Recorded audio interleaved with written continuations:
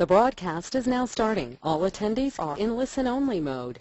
Welcome to today's Platinum Session with your host, Todd Walters. Is that an applause I heard?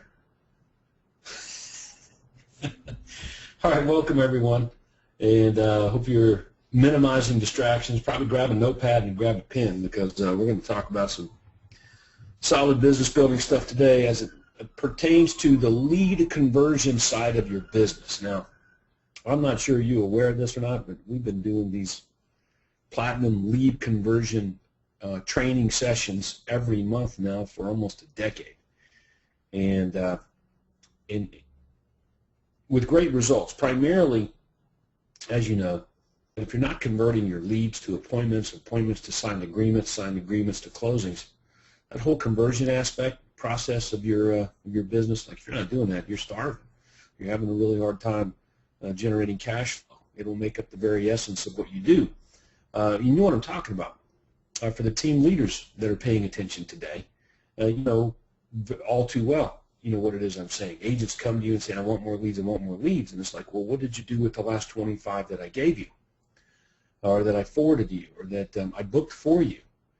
And you know what, it's understandable, is that most of the leads that we generate, once you move beyond just servicing referrals, call-ins, and sign calls, and you really get into business expansion, i.e. direct response marketing, generating leads that are from complete strangers, it's going to require a higher skill set, your ability to be able to really talk to someone over the telephone and grab their attention and make them the appropriate offer at the right time, i.e. the universal callback script. Okay, so we're going to get into some of that today, and I'm going to share with you this whole process, okay? And I want you to think of it that way. You may want to write this down, is that there are two variations in your real estate business here in the very beginning when you generate these leads. One is the process and one is the approach that you take, okay? And they're both different, okay? So we want to write that down, process and approach. Okay, so before I threw up on my screen here the agenda for the upcoming Platinum Millionaire Agent Maker Conference, okay? October 24th, 25th, and 26th in Orlando, Florida. Okay, so I'm going to just briefly highlight a few things for you. There are a few Platinum have not registered yet, and that's not good because the room block, I believe, it may actually be gone. The room block may not be available, but you'll have to contact, let me just scroll down here and I'll throw that information up on the screen. Contact Tina at the travel firm. I'll highlight that for, hopefully you can see that. Tina at the travelfirm.ca as soon as possible. You can also get her contact information from the coaching site. So if I go to the coaching site, once you click on the schedule tab in live meetings, you'll be given access to where you can make reservations, hopefully take advantage of the room block if it's not sold out yet, but it may very well be. Okay, so we've got Platinum members coming in on October 24th is where we're going to get started. All right, so let me just go back and let's talk about that real briefly here. Where's that? Here it is. All right, so bear with me. This is going to be worthwhile.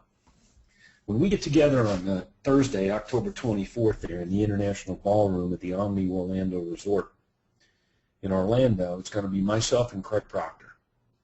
So if you've had the experience of having Craig and myself in the same room at the same instant in time, it's kind of like watching a business building ping pong match, okay, where we go back and forth, we ping the ball back and forth, all aimed at helping you take your real estate business to unprecedented levels of success. Okay, now we have vast experience in our own successes within selling houses, but as you know, we've helped a lot of members over the last decade plus take their real estate businesses to incredible levels of success. So what we did is we set this day up to benefit primarily team leaders on two things. Number one, leveraging your business with better people and getting more listings. Those two things. So if you're not at that event, at the very least, you're going to miss that which will most likely make the biggest change in your real estate business. Okay? Easier ways, strategies, and methods to get more listings. And secondly, getting people that you can leverage. Now, on this call, this webinar that we do, this lead conversion webinar, primarily is our team members, people that team leaders leverage. Now, don't think for a second that you, as an inside sales agent or an outside sales agent that might be listening today, don't think that you're not leveraging your team leader and the rest of your real estate company that you're associated with to, in turn, make sales, have closings, get leads. So we're leveraging each other in a productive manner. And there's nothing wrong with that. That's what makes the businesses so unique. And so you can see some of the great strategies. Now, I do want to say this is the main reason I'm bringing this up today, is at 6 p.m. on day one there, October 24th, we've got a fantastic event planned that evening, networking dinner session, Halloween party. And it's going to be a lot of fun. And you should have received an email about that, the opportunity to register for that. Okay, so if you're going to be there, you're a platinum member, you want to participate in that, these are fun. These are a lot of fun. Susan Gastineau, Mark Gastineau coordinate these things for platinum members. She's fantastic at doing it, and I can tell you this one's going to be equally as fantastic or more so than the others that we've had over previous events. Okay, so then we're going to continue into day two, October 24th, 25th there, doing the same things. And you can see we've got some special guest speakers. A couple of things I wanted to highlight here in the middle of the day with Jim and Sam. They're going to bring some unique perspective into how they're doing things right now. Now, these two guys are getting great levels of success. Jim, former Marine, how he's able to leverage that status, bringing that to his business. You know, because, hey, look, at some point in your real estate career, people will do business with you more so for who you are than what it is that you do. Okay? And Sam there in Colorado, simple, effective methods, and he's got an overflow of seller prospects. So if you're not going to be there, then you are going to miss out on, on those two guys speaking just that day, along with the other special events that we have going. And I've decided on day 3 to extend the event all the way to 3:30. So there's something that I want to close with at the end of the day on Saturday, October 26th, that I think will set your business on fire for 2014 coming up. So I'm saving the best for last. So if you're going to bug out of there early or planning on it, you will miss out on that. Okay? Most of these materials and things that we're talking about here will not be discussed, will not be recorded, or made available to anyone outside of the conference. So if you miss out on this Platinum Millionaire Agent Maker Conference, you're just pretty much going to miss out on this material. You'll have to just get it in passing in our conversations and emails back and forth. So, and I've said this before, that it's not uncommon for the members who attend these live events to be far more successful than those who don't. Okay, so I don't think that's a secret for anyone on this webinar today, but you know what? It's true. The members who attend the live events, they make more money. They're more successful. They have a better real estate business. Okay, so what's the commonality? Well, some people would say, well, they're able to get to the live events, and I'm too busy, I can't get there.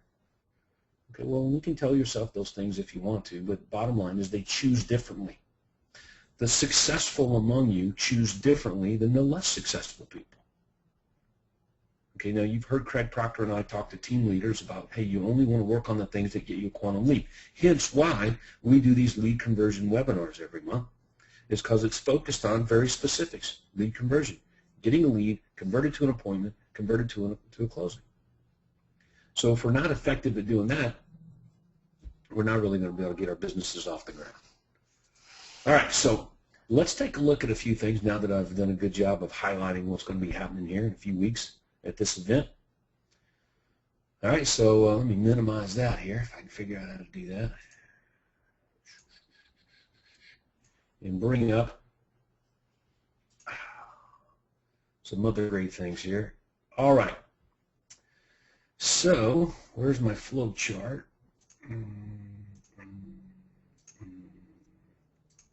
Here we go. All right.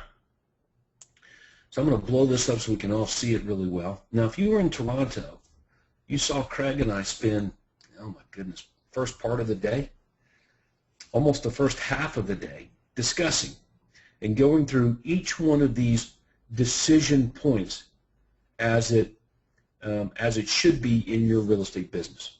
Okay? So hopefully you guys can see that well enough. I know the print might be kind of small if your go-to webinar application on computer is reducing the size of things, but I'm going to try to run through this flow chart. Now, I just emailed this out to everyone yesterday, I believe. But let's discuss it real fast, and I think it'll set the tone for what it is we want to get into on today's call. Right? First of all, the prospect contacts us. Now, that right there in and of itself is a gold nugget. Because notice it doesn't say you contact the prospect. It doesn't say you get the phone number out of the phone book and call them. All of the leads that we teach members to generate contact us. They raise their hand, identifies themselves as a prospect who's considering making a move. All right, so make a note of this. In terms of seller prospects, there are two groups of seller prospects in your marketplace. Two. Well, to be more accurate, there are three, but there's only two that I'm going to discuss with you today. And I'll just list them for you, okay? There's a group over here on the left. We'll call them group number one, seller prospect group number one. And those are the seller prospects that are ready to list their home now. Okay, that's group number one. Seller prospect group number two are those seller prospects who are not ready to list their home now. But they're seller prospects, meaning they're considering making a move somewhere down the road. So those that are ready to sell their home or list their home now, and those that aren't, but they're still a seller prospect. In other words, they're thinking about it. See, as we all know, selling a home is a process and not an event. Same as it is in your real estate business. This flow chart that you see, it's a series of processes. Okay? And the process seldom changes. As a matter of fact, the better your process is at doing things, the more consistent your results will be. Okay, so for example, the universal callback script. And let's just kind of get back there real fast. Pull that bad boy up. And we'll identify this just for a moment, okay? So let me pause that right there. And let's look at this process. So what you're looking at on your screen on this universal follow script, it is a process. This is the process that we take when dealing with a buyer call or a seller call. Okay, the first thing we do is we call the prospect up and we identify themselves and tell them why we're calling them.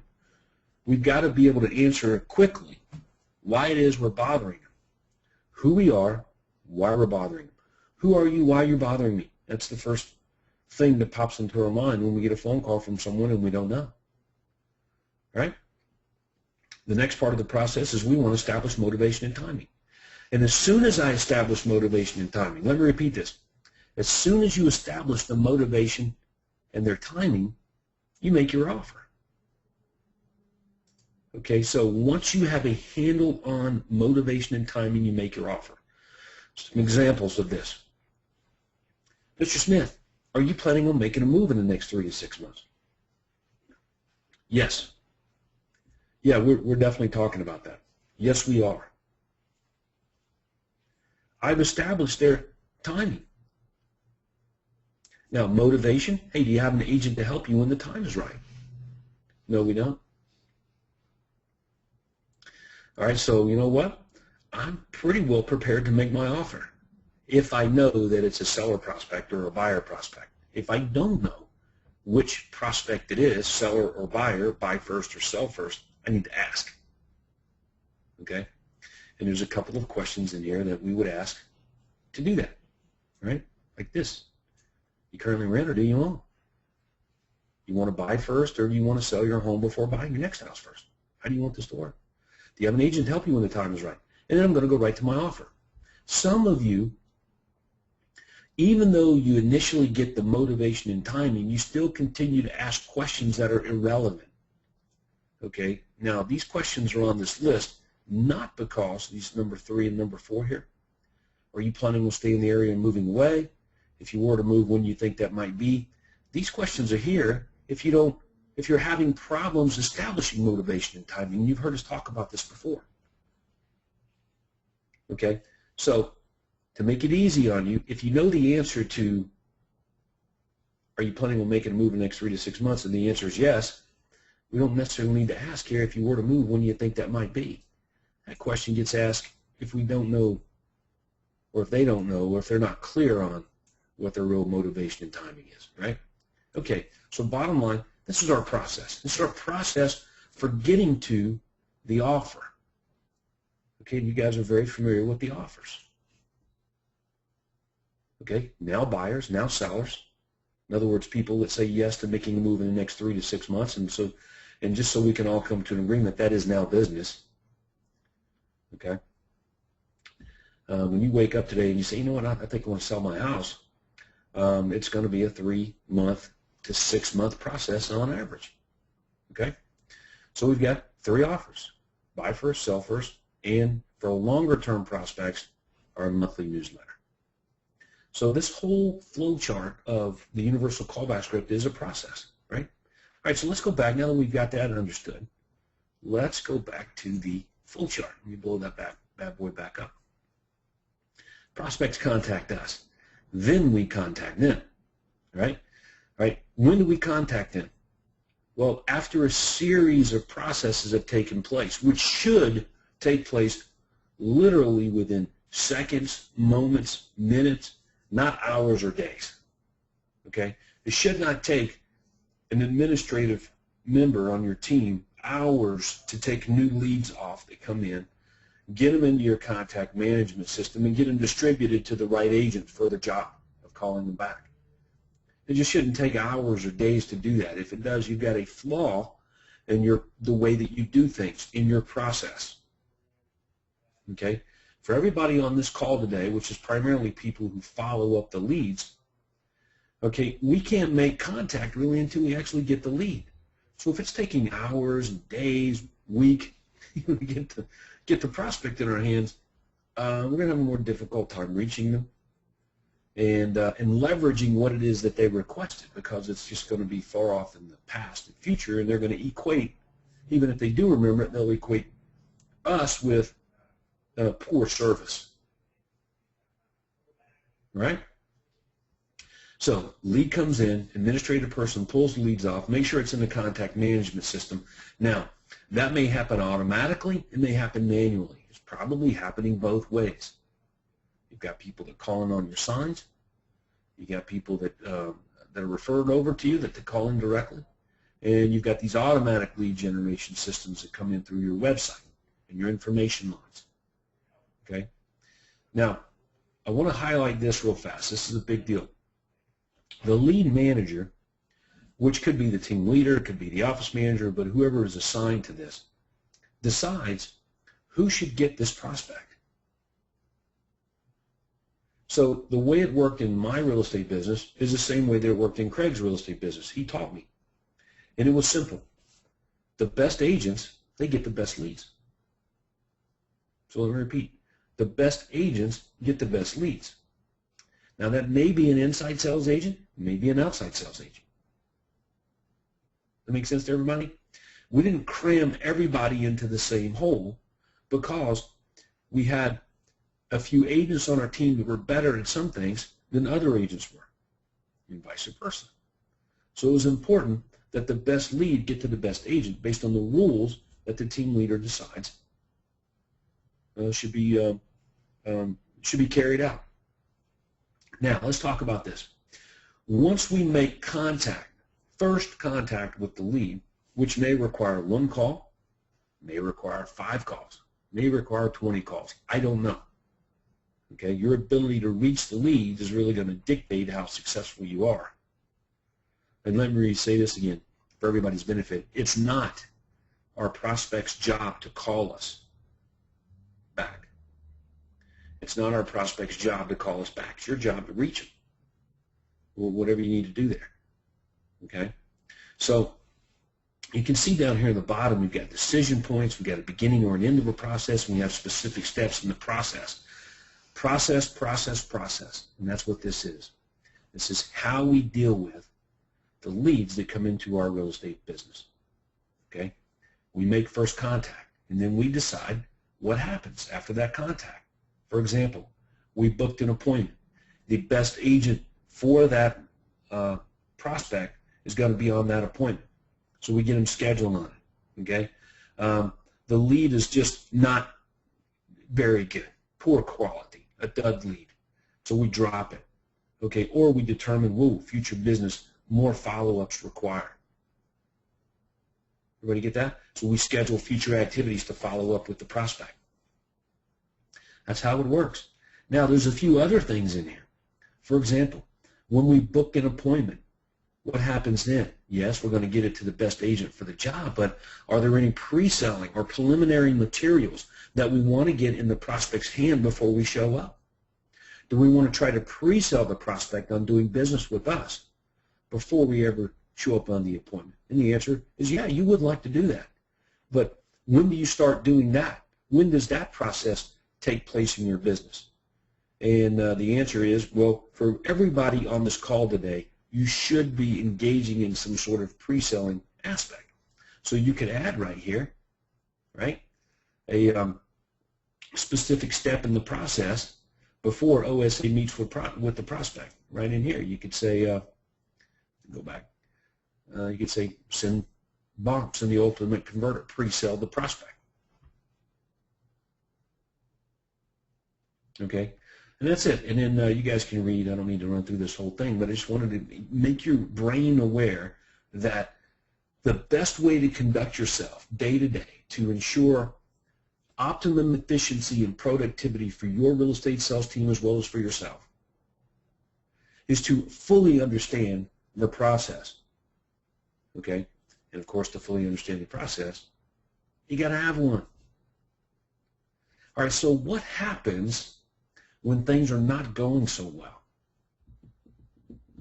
What's the process then, Todd? When things are just kind of mucked up and we're not doing a good job and business is this and business is that, what do we do? Well, why don't we talk about that real fast? All right, so I'm going to end this show, and I'm going to go to one of the folders here. Here we go. So let me just show you this. Every month, I pre-write what it is we should be talking about in the coming month. Okay, for example, the platinum package that you get in the mail every month, the platinum members get in the mail toward the end of the month, my deadline for getting all those materials over to Stephanie and Ruth for production is the 7th of every month. Okay, so I sit down and I write the newsletters. Okay, for example, this is the month of October. So I'm going to click on October. You can see there's the cover list of the stuff that you're going to be getting along with some CDs and other things in your platinum package. So I'm going to show you one thing that that I sent to you that you'll be receiving at the end of the month. I'm going to go ahead and give you a sneak peek at it and discuss it here real fast while we're on this topic of problems or what happens when there's an issue with the process. Okay? So some of you may remember this or recall it from a previous call over the last few years, but I wanted to bring it out and get it back into your hands because I thought it worthwhile. We'll call it the universal business autopsy. In other words, when things aren't going so well, when we're not getting the percentages of conversion that we need, when we're not converting at the rates that we want to get, okay? There's a checklist for that. There's a reason for it. So you want to be able to stop, and we want to be able to ask the question and troubleshoot what it is. Okay, so let's just take a look then at this real fast, and I think it'll give us some good perspective on it, all right? Like how many leads are you generating per week, using our system? Not enough leads? Lots of leads. Okay, so let's pretend that we all got lots of leads. So we're going to go to question 4. Are you reaching over 50% of your leads? All right? Now, if you're doing a lot of pay-per-click marketing or you're using some online lead generation system where the prospects are not expecting your call. If you're reaching over 50% of your leads, it might be questionable for you. So let's say the answer is no, because this is the most, I should say this. This is the biggest thing that I have to deal with as a platinum coach outside of getting people to actually copy what we do. Number 2 on the list that I have to deal with is answering the question of, I got all these leads and we can't reach them. I got all these leads, we can't reach them. I got all these leads, we can't reach them. Okay? So what's the problem? Well, let's take a look. All right? Follow up, troubleshoot, follow up, troubleshoot. Still let's see below. Here we go. Here's the follow-up. So these are the questions that we would ask if you're having problems reaching at least 50% of the leads that you generate. Right? Number 1, are you calling them immediately and throughout the day? So if the answer is no, then the response is, well, then you need to call them back sooner, and you need to repeat calling them back throughout the day. Most of the inside sales guys, outside salespeople watching this webinar, you're not doing that. So I don't know what to tell you. Is that you've got to do that first in order for us to deal with whatever the other issue is. Right?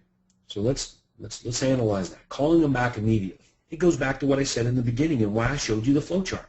If it's taking hours, days, a week to get the best leads into the best agent's hand, then you have a problem with your process. Everybody can identify with that, right? Okay. All right, so we've got to fix it there. That's where we would look. So this little flow chart here, as you guys probably are aware, is a great tool for me as a coach to be able to help members when I'm talking to them. But every one of you are going to be getting this in your hand, the team leaders are, and you're going to want to use this in your own real estate business. Because when you're talking to your out inside sales agent or your outside sales agent, whatever the issue or problem is in your business, you can answer, pretty much identify, figure out what the problem is, and work on fixing it. And if you can't, then that's what I'm here for. Okay? Or your coach. All right, let's look at another issue. Let's suppose that the answer is yes. We're calling them back immediately, Todd, and I must call them back 4 or 5 times throughout the day. Okay. Next question, what does your caller ID say? All right, my preference for caller ID is a phone number, no name, but a local phone number, 770-355-8010. That's what shows up. That's what the caller ID should say. It shouldn't say Todd Walters Real Estate Coaching or Optimus Real Estate Brokers or Craig Proctor, real estate, anything. I'm not even so sure it should say your name, just the phone number. So however you need to configure your system to be able to deliver a phone number that's localized to your marketplace, that's what you want to do. Okay? Star 67, I think, is old code for being able to block the phone number, which is another option. But most of the blocked phone numbers I get are from telemarketing calls, so we don't recommend using that. At least, I know for my team. All right. Are you asking for as many numbers as possible for each prospect in your marketing? Okay, so for example, if you're going to follow up with prospects, I know in the initial form or lead, we're trying to get one phone number for them, right? But how can we get multiple phone numbers? Well, here's one way. Using your information lines in your marketing. Information line will capture the phone number they're calling from, and of course you're also going to ask for a phone number, for example, cell phone number, in the message on the information line script that they're calling on, or listening to rather. Okay. Now, scheduling, making it a priority to call back the leads. All right, so these are obvious questions, but I'm not so sure the answers that many of us have for them are good answers. Okay. And the other one, are you using email only as a last resort after exhausting all attempts to reach them by the telephone? Now, let's understand this is a last resort for a good reason. It just don't work very well. Okay, if it was the best thing to do, we would put it first. But Craig and I recognize fully that emailing anything, email communications, email contacts, just not the best way to conduct business at all. So use it as at your own discretion. All right. But anyway, as you can see, that most of us that are watching this webinar today can clearly identify with what it is that we're talking about. Are you reaching over 50% of your leads? If the answer is no, well, are we doing these things? Or do we know how to do these things? And if we're not, then you start there. Okay? So hopefully that'll help you in that respect. Okay, let's look at it on. Are you booking appointments with at least 10% of the people you speak with? That's a pretty low number. You understand that? You talk to 10. That means you get one of them to say, yeah, let's meet. Yes, come on over. Yes, I'm coming. If you're not getting 1 out of 10 of the people that you're talking to meet with you now, you got a problem. Okay, what would the problem be? Well, let's take a look. Troubleshoot conversion. So let's scroll now.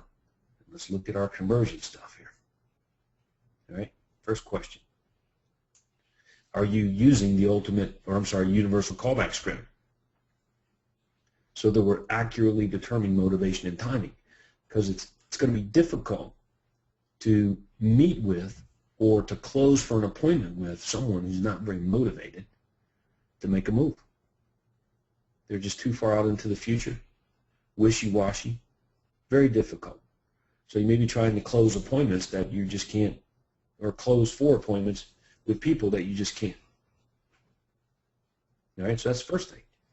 Are we using the universal callback script to accurately determine motivation and timing? And if the answer is, well, no, well, then you know what you need to work on, or where you should start, or how you can solve that issue. But let's suppose you're an expert at the universal callback script, and I know most of you are. Are you articulating the appropriate offer? Now, articulating is a key word here. Okay, so let's go back and let's just take a look at the offer. See if I can build this up a little bit. Yeah, you know what? I'm using my Firefox browser, and I don't know how to use that very well, so hope you guys know the offer. But here it is. Look at the offer. Buy first, sell first. Some of you, when I'm role-playing with you, you will say, hey, would you like a free market evaluation? And you stop there. That's not the offer.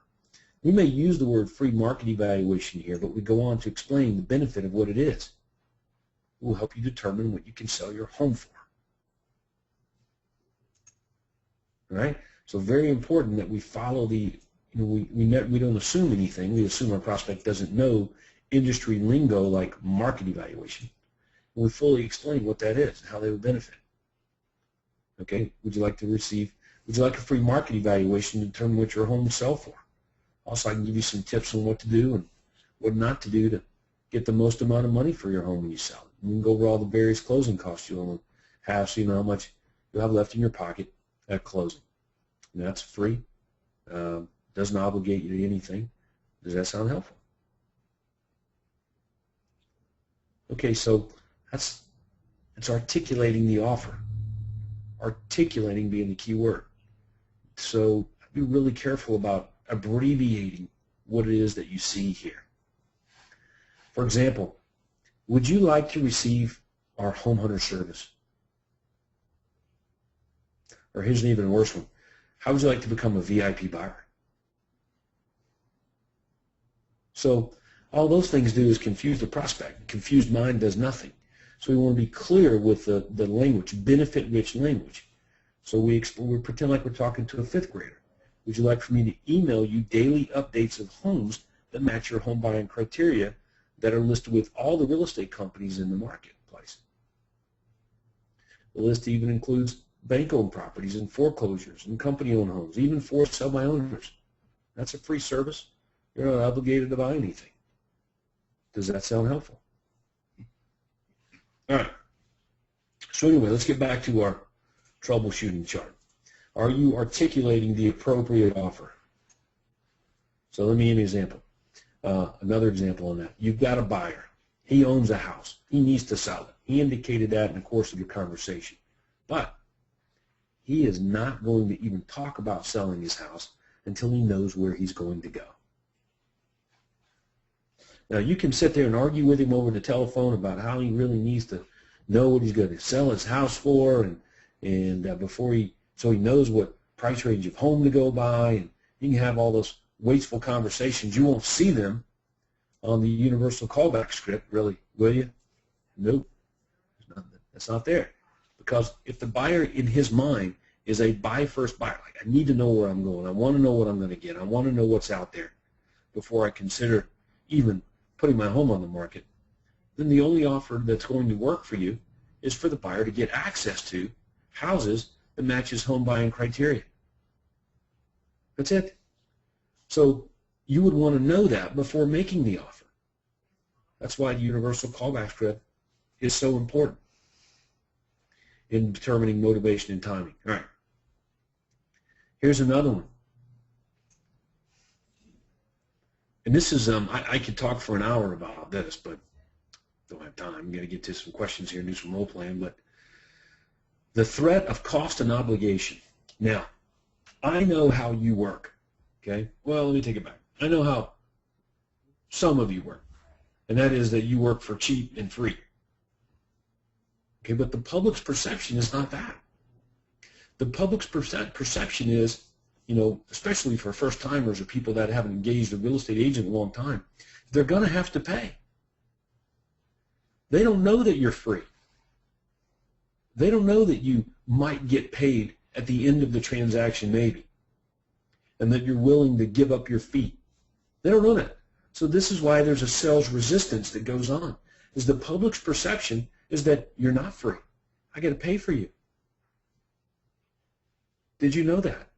So this is why it's easy for you to get transaction fees, a higher level commission, upfront retainers, and those kinds of things. It's only because of your realtor paradigm that some of you push back and reluctantly approach that.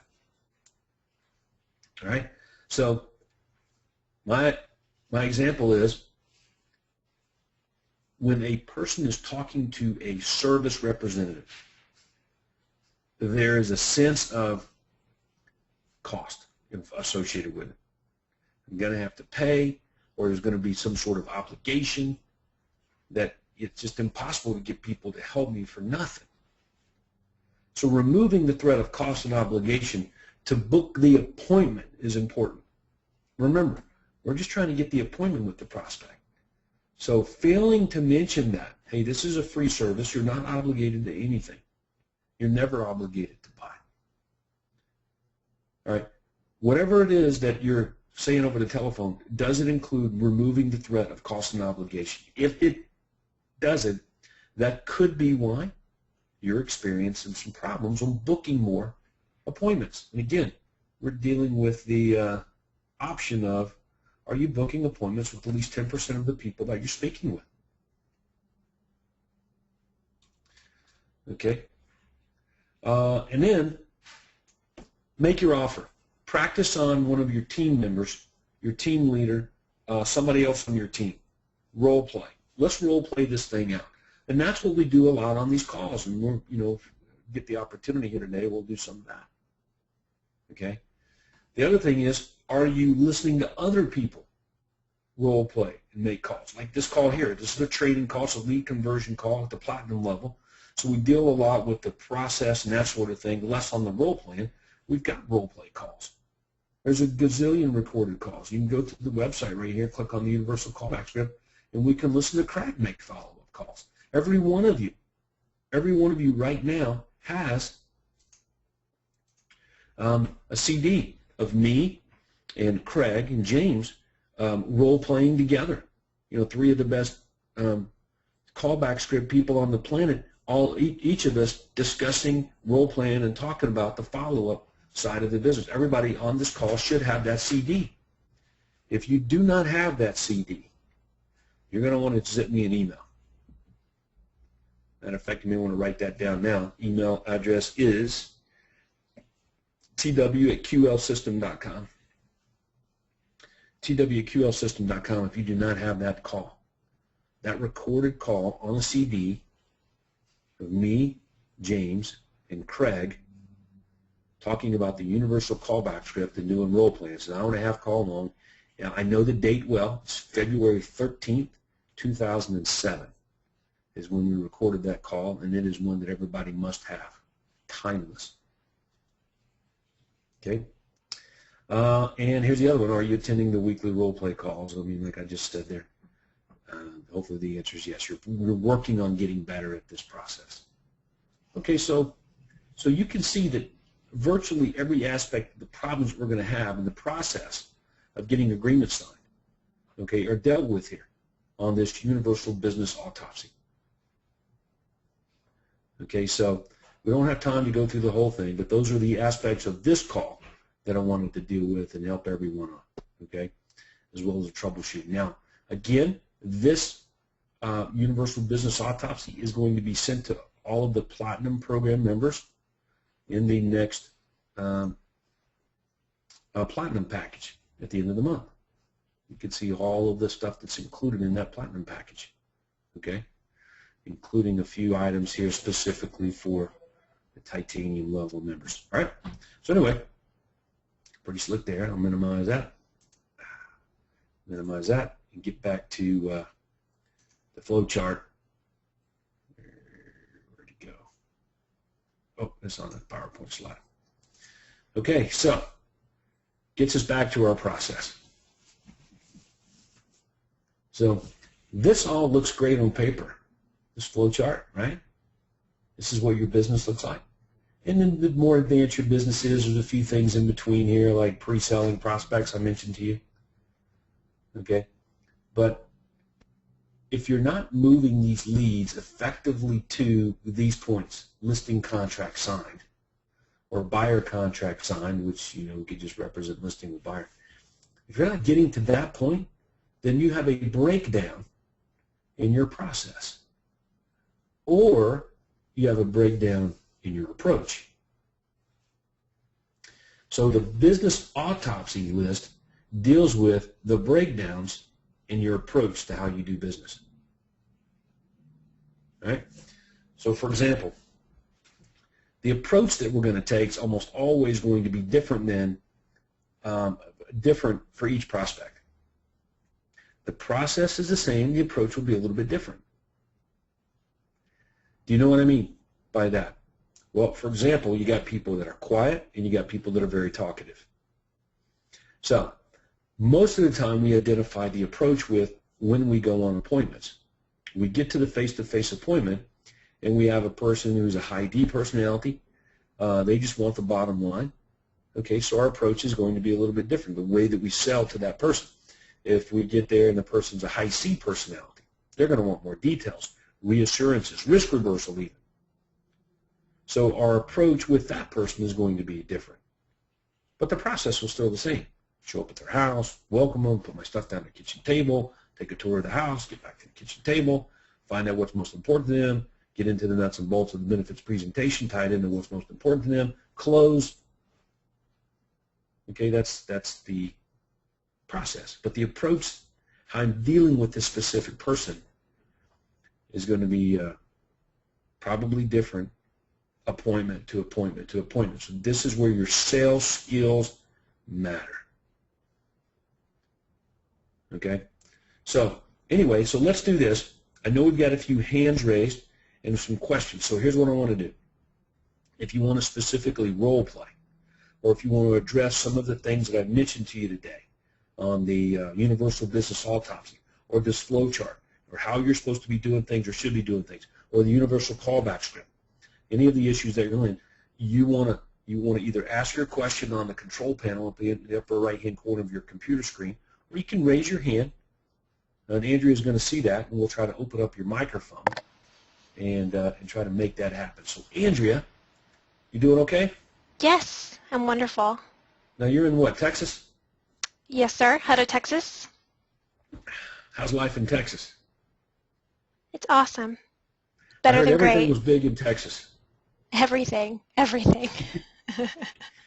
Yeah, actually, I think we're considering putting one of our conferences together in Texas next year. Yeah, I've heard a little rumor, so we'll see. Hopefully. Yeah. Hopefully. Yeah, we've been working on that, just trying to coordinate dates. So we like to move things around, Andrea. Right. All right, so why don't we do this? Why don't we get to our list of questions there? Members who have their hand raised, we'll try to get to some of those, and I'll do my best to help some folks if I can. Okay. So you take it away. Yes, sir. If you have a working mic or you're on the telephone and would like to ask your question or role play, you can let us know by clicking the hand icon you see on your control panel. If you're on an iPad or a tablet, you may not have a hand, so what you can do is just type in the chat box, "I would like to participate," and I can open your mic that way. We have several questions already in the queue. Several of them actually are asking for information from you, Todd, and what I'll do with those is I will send those to you and Dana, and then you can get the information to the members. Our first question from Ricardo. In the follow-up chart, how does the lead manager know which are the best leads if nobody has called them yet? How does the database manager, the person responsible for picking out the leads, know which ones are best and which ones aren't? Did I get that right? Yes. So how do we know what are the best leads? Well, sometimes you don't until you call them.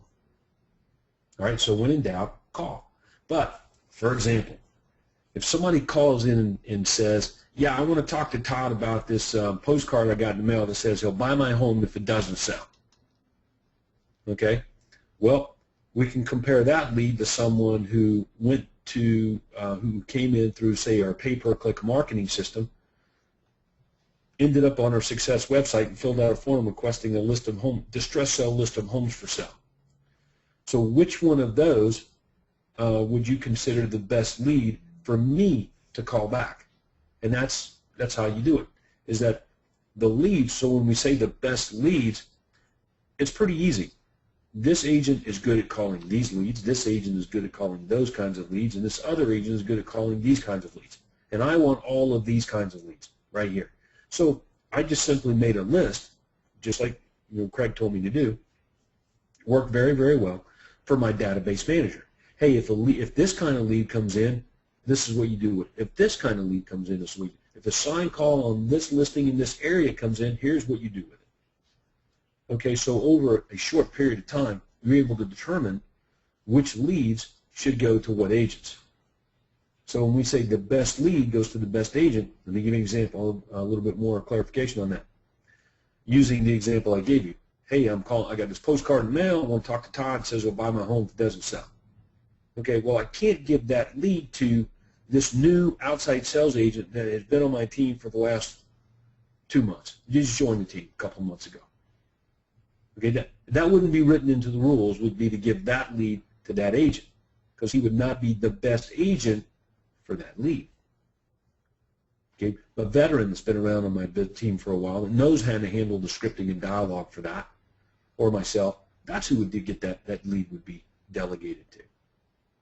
Now, how ultimately do you determine all this? You call back the leads.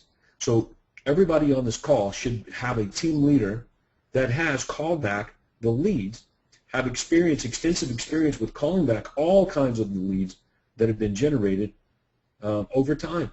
And then in the course of time, they begin to delegate certain kinds of leads to other agents on their team. But my assumption is, Craig's assumption is that the team leader first called the leads. So for example, let's suppose I just bought a brand new marketing system called Commissions Inc. Right? Went out there, paid a bunch of money, got this thing coming in and generating all these leads. Well, if it were Craig and I, we would call back the leads. We would call them back, figure it out, find out what words to say, what kinds of leads to call, what should be done before we could really effectively delegate. So how can I teach someone else what to do and say if I don't know? So Failure is more likely if you just buy something new and just turn around and give it to someone. So I do recommend that the team leaders are engaging the prospects ahead of time, and then you can clearly identify what are the best leads. And then at some point in time, you're not calling them anymore. Somebody else is calling them. Maybe you're calling back another kind of lead, or often running in a different direction, developing more marketing ideas and finding other people to leverage. So that's the best answer I can give there on that question, Andrea. What else you got? We have a follow-up from Ricardo. Does the OSA make the initial appointment, or is that the ISA's work? It depends, Ricardo. Best agent. So, for example, there were times in my real estate business, Craig's real estate business, where some of our outside sales agents were very, very good at calling back leads, specific kinds of leads, better than an inside sales agent that I might have. So again, the best agents. So who's better to call back this lead, the inside guy or the outside guy? Example, one of my agents may have 4 or 5 listings, and a sign call comes in on that listing. Who's best equipped to handle that lead? Is it the inside sales agent or the agent that actually has that property listed? Okay, again, I don't know, but you should. So be careful about a legalistic approach to this. The rule is to be ultimately the most successful you can be at this is you always follow that rule. Best agents get the best leads. All right, does everybody get that? Whoever's the best on your team. So you may have outside sales agent really good. You may have the inside sales agent that's almost as good, and you got an outside sales agent who's almost as good as those guys. Okay, so think about it. You got an outside sales agent who's really good at calling back the leads, better than the inside guy. It would make sense to give the outside sales guy leads to call back if that's what they're good at doing. And this is the way it starts out in every business. You never really start out with an inside sales agent calling back all of the leads. You, the team leader, are calling back all the leads. And you're reluctant, slow to delegate callbacks to others because you know what a precious thing that is. All right, so anyway, great question, but I can't make it any simpler than best agents get the best leads. Outside, inside, doesn't matter. All right, who's best equipped to handle conversion of that prospect on your team right now? So I remember at a Platinum event a couple of years ago, I heard an agent, that was talking about hiring inside sales guys, and they saw it as a stepping stone to become an outside sales agent. I'm like, oh my God, that's not a good way to look at this. So if you're hiring inside sales guys that are lesser than outside sales guys, then you're going to go out of business. In my opinion, the inside sales agent is as important as any outside sales guy, and probably has to be more skilled at calling back the leads and converting them to face-to-face appointments than the outside guy. Because without the appointments, we got nothing. So that's what makes this whole inside sales agent job the most difficult to fill. And this is why we put so much pressure on inside sales guys. You guys got to perform. You got to be really good. And if you're not, you better get better. You're just not going to last long or really make any money in this business. Okay, without the appointments, getting face-to-face with buyers and sellers, we go out of business. All right. So let's go to the next question there, Andrea. I was actually, we have a few hands, so I want to make sure we get to those two. I was going to go to one next because Randy Cunil also had a chat question. Your mic is now open, Randy. Hello, Todd. A question I have is, out of area buyers that call in and able to reach them coming back, they're definitely interested in buying, but not until they get to the area, which might be in 2 months, 4 months, 5 months, but they're very reluctant to to signing the agreement at this point, or even to arrange a meeting like on Join Me or something like that. What's the best way to handle them and to follow up with them so you don't lose them as a potential buyer down the road? Okay. All right. Well, first thing that pops in my mind after your question is that they're reluctant to sign anything. Hopefully, you're not even discussing. There's no discussion of signing anything at all. They don't have to sign anything, number one, but there's no discussion of signing anything ever, ever, ever until you get face-to-face, other than if somebody says, do I have to sign anything when you're talking to them over the phone? The answer is no. They do not have to sign anything with you. Nobody's going to make them sign anything, okay? So let's make sure we're really clear on that. No discussion of signing anything. If it does come up, the answer is no. They do not have to sign. So hopefully everybody's clear on that. There's no have to do anything. All right? So reluctant to meet with you, that's common, especially for people that are skeptical, okay, or wishy-washy on their timing. So it goes back to what we were looking at a little bit ago, okay, on the conversion aspect, all right? So are we determining motivation and timing accurately? Are we properly articulating the offer? Are we removing the threat of cost and obligation? If we're failing there on any of those things, then I would think you're going to have problems getting face-to-face with prospects and that sort of thing. But let's suppose that you are, and it's just a future guy. They're just future, right? There's nothing you can do. They're not going to do anything right now. Okay, it works just like this. If somebody says, no, we're not planning on making a move in the next 3 to 6 months. No, we're going to do it next summer. Okay? No, we don't have an agent. Then your question is always, well, would you be interested in getting our monthly newsletter to keep you in tune with what's going on in the marketplace? Then the answer is probably going to be yeah. What's that? I'm sorry. So if in determining the timing and motivation, they said, yeah, we're going to be out there. We're going to be out in the desert in February, and we're going to be looking at homes to purchase at that time, but we don't want to get together and really, when we come out there, we'll certainly get together with you, but we don't want to, do anything more formal than that until we get there. Is the newsletter the follow-up, or because it seems to me that we don't want to continue to send them properties, even after making the offer. You might make the offer with a free, would you like me to email you daily updates? That doesn't work until we've sat down and had a discussion about exactly what they're looking for. Well, probably what you want to do is, yes, you definitely want to make the newsletter offer because that's going to be a connection. That's your opportunity to brand them on you. Okay. All right? So you want to get that out of the way, but you can absolutely send snapshots of available properties from time to time.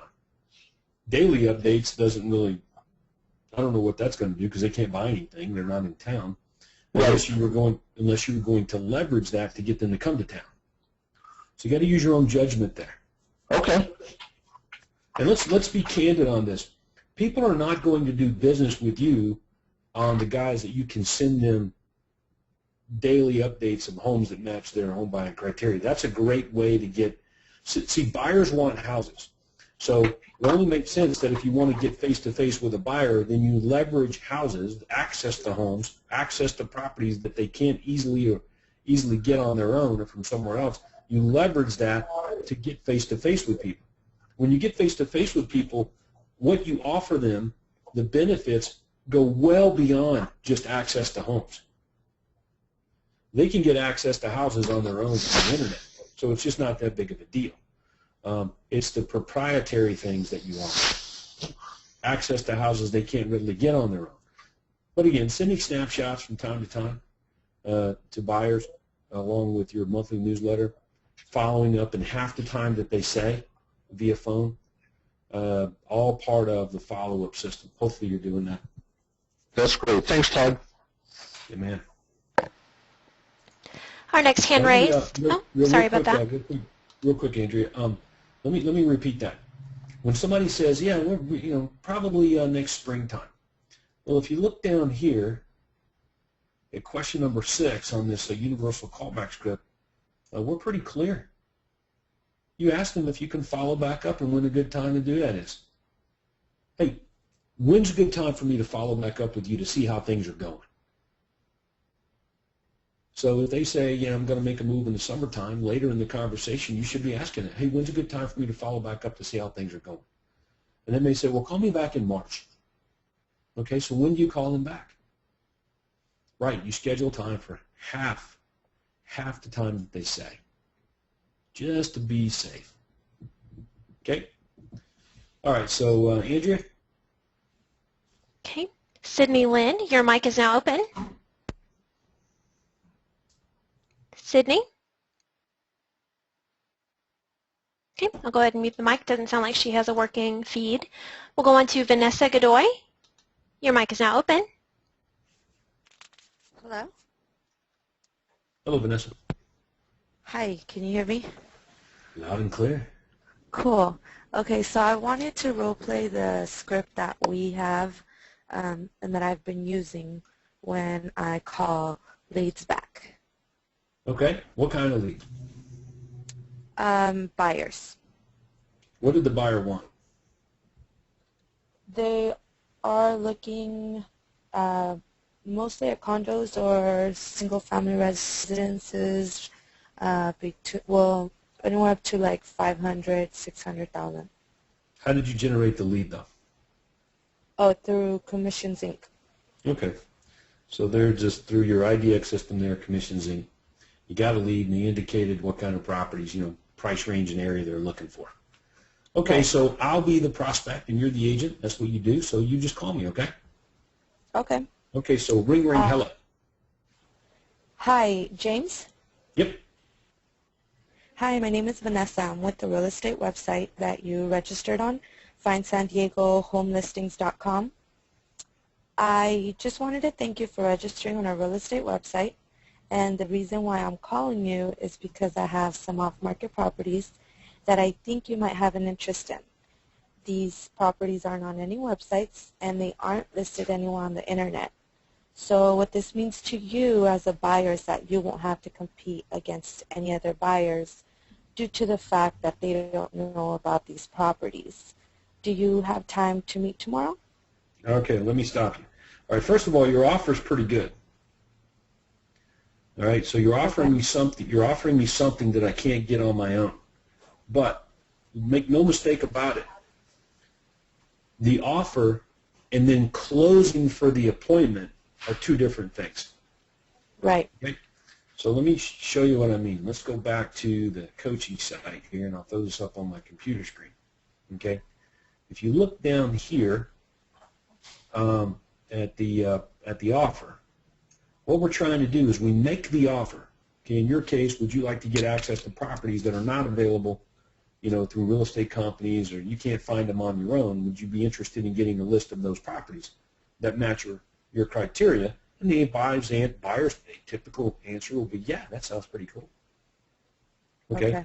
But you got to give them a chance to say yes to your offer before you close for an appointment. Okay. Very important. Never, as a rule, everybody pay very close attention to this. Never commingle the appointment with the offer. Get them to say yes to the offer, and then you come back and close for the appointment.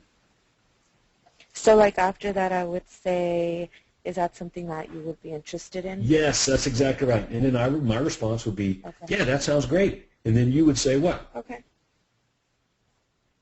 Okay, I would say, I would go into the questions, which No. do you plan on making? No, you would say, well, okay, when can we get together for about 20 minutes so we can really take down your exact home buying criterion and what you're looking for? Okay. And then you would close for a time. Okay. So What's better? What's better, mornings or afternoons? How about tomorrow afternoon at 3 o'clock? Okay. Whatever. Okay. And then after that, I would ask the questions.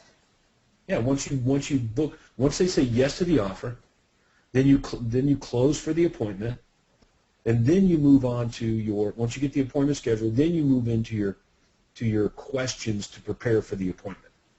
Okay. Yeah. All right, that's a great thing. I'm glad that you I'm glad you went in that direction, because that's a common mistake that a lot of people make.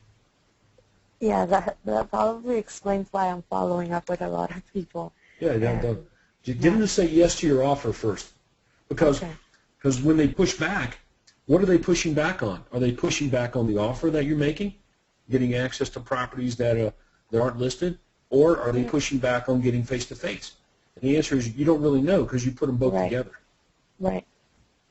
So you don't know what to change. All right, but now you do. So you'll do great you'll figure it out on your next few calls, and if you don't, we'll role play it again. Okay. Thank you. All right, Andrew, we got time for one more.